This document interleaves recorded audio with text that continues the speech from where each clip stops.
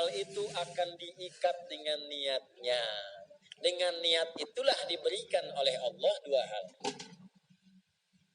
Satu, berpahala atau tidak. Jadi investasi akhirat atau tidak.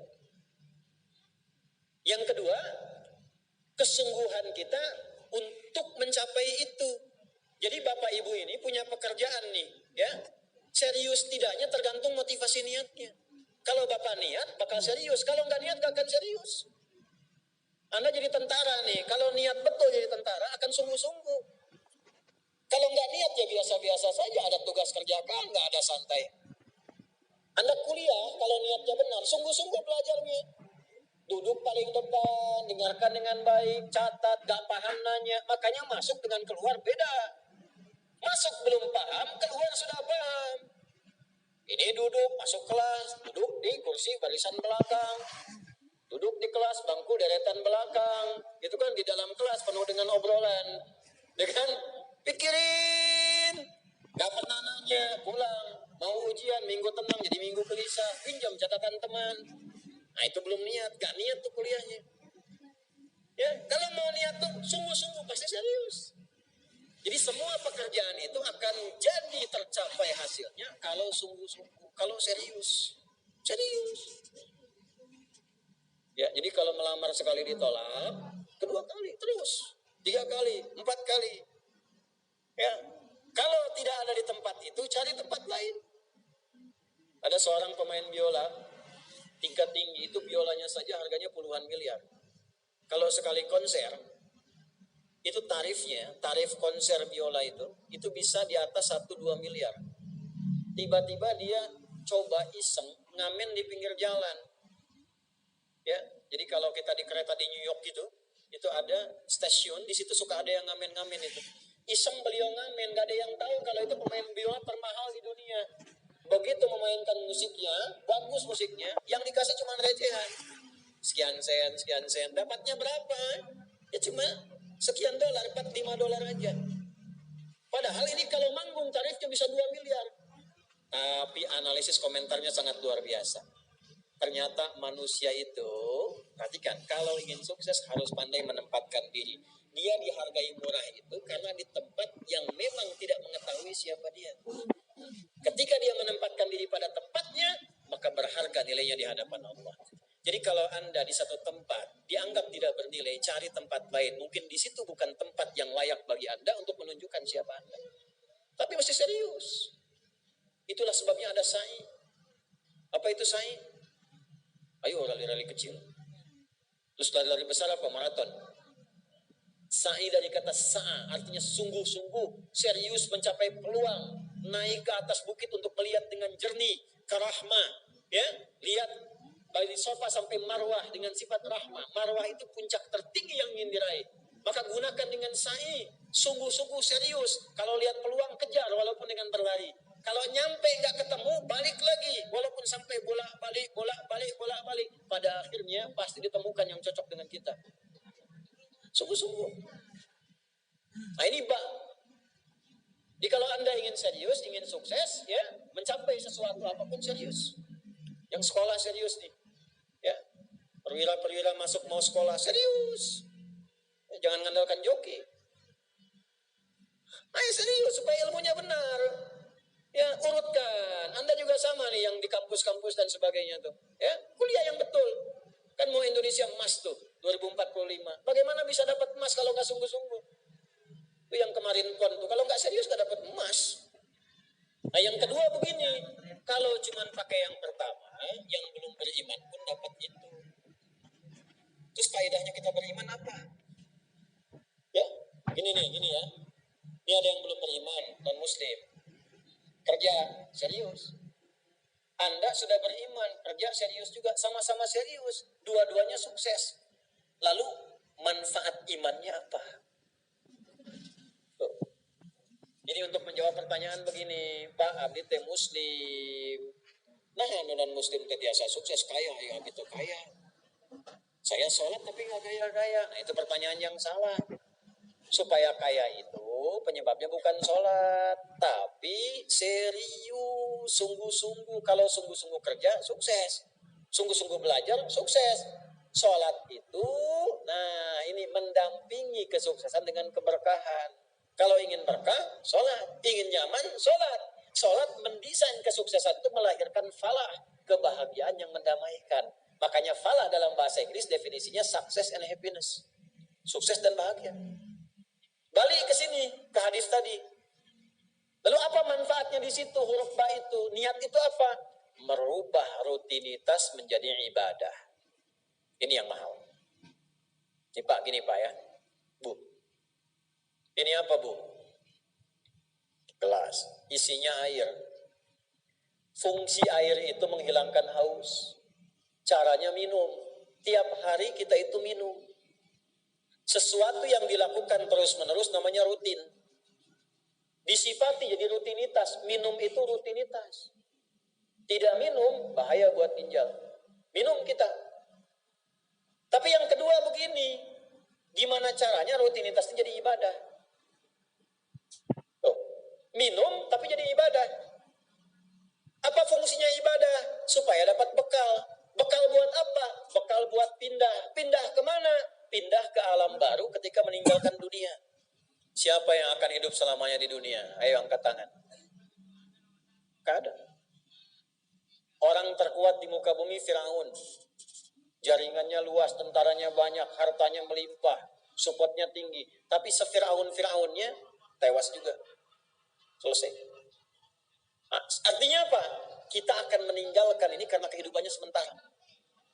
Karena itu bagi orang yang sudah meninggalkan dunia, disebut diumumkan telah meninggal dunia. Nah kita punya iman kalau meninggal pindah kemana? Kan ditanya. Akal kita kan bertanya, ini pindah meninggal dunia, meninggalkan dunia pergi kemana? Kan belum pernah ada yang punya pengalaman ke situ balik lagi. Wah, abdi tadi kadinya doi gitu. Enggak ada. Ya, harus terjawab. Kalau tidak terjawab bingung kita ini. Harus terjawab. Yang bisa jawab itu siapa? Yang menciptakan kita. Tanggung jawab, harus memberikan keterangan. Karena itu kalau ada kitab suci menerangkan dengan sempurna. Setelah di dunia ke sini keadaannya begini, bekalnya begini, dari situ ke sini prosesnya begini. Ini menunjukkan kitab suci itu benar dan sumbernya dari Sang Pencipta. Dan berita baiknya alhamdulillah. Alhamdulillah, silahkan riset, silahkan komparasikan secara ilmiah, riset. Hanya Al-Qur'an yang menerangkan itu dengan sempurna. Dari dunia pindahnya ke sini, alamnya disebut dengan kubur, pemisahnya disebut barzakh. Di dalamnya ada begini, dijelaskan oleh Nabi rinci. Kalau begini, begini, kalau begitu, begitu. Selesai itu nanti bertahap seperti ini. Terjadi kiamat begini. Rinci. Kalau itu karya manusia, mustahil ada satupun manusia yang bisa berbuat seperti itu. So, kita mau pindah nih. Sekarang kita pakai logika yang betul. Hukum pindah itu harus bawa bekal. Ini yang ngaji semua di sini. Enggak semuanya orang Bandung. Orang Jakarta. Ya. Soreang mana Soreang? Masih subuh, nanti pas maghrib Soreang. Ya, Purwakarta, gini. Ini nggak semua orang Bandung nih. Apakah Anda bisa nyampe ke sini kalau nggak ada bekal? Dari Bandung mau ke Jakarta mesti ada bekal. Beli tiket pakai kereta api cepat. Ya, kereta cepat, bus, tiketnya bekal. Pakai pesawat, bekal.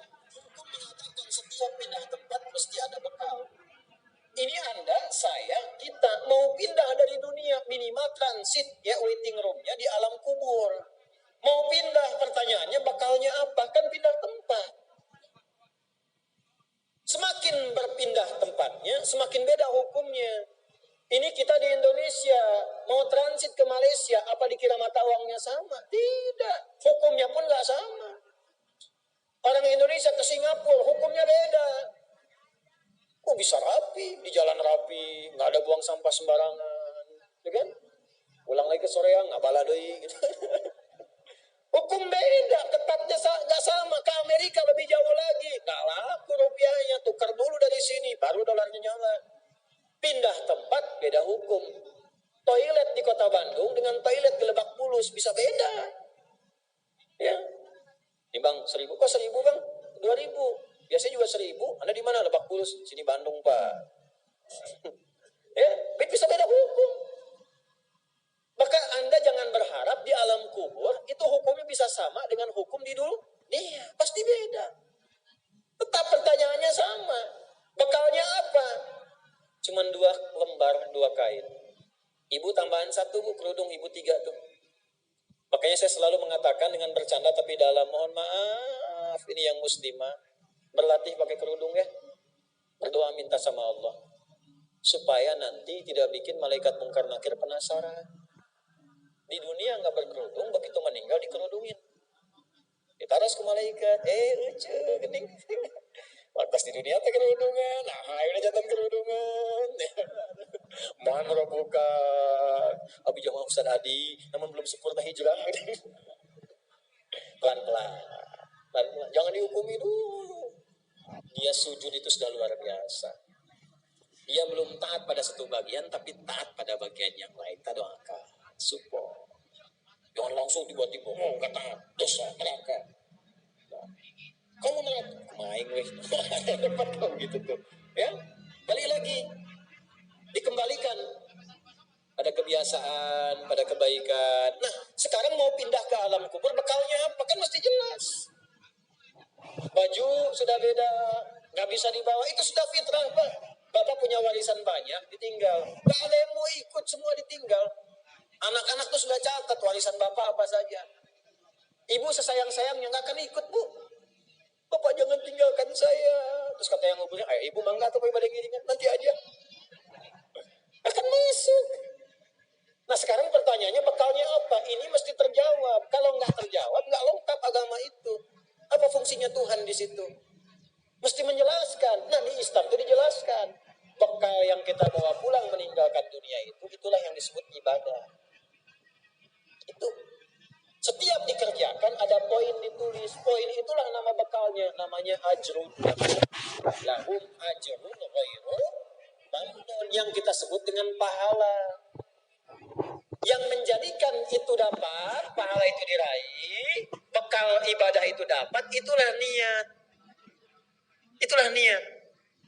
Jadi pekerjaannya tidak berubah, rutinitas tetap jalan, minum tetap minum, kerja tetap kerja, makan tetap makan. Cuma dengan niat itu, di saat yang sama, cara minum itu langsung dinilai sebagai ibadah.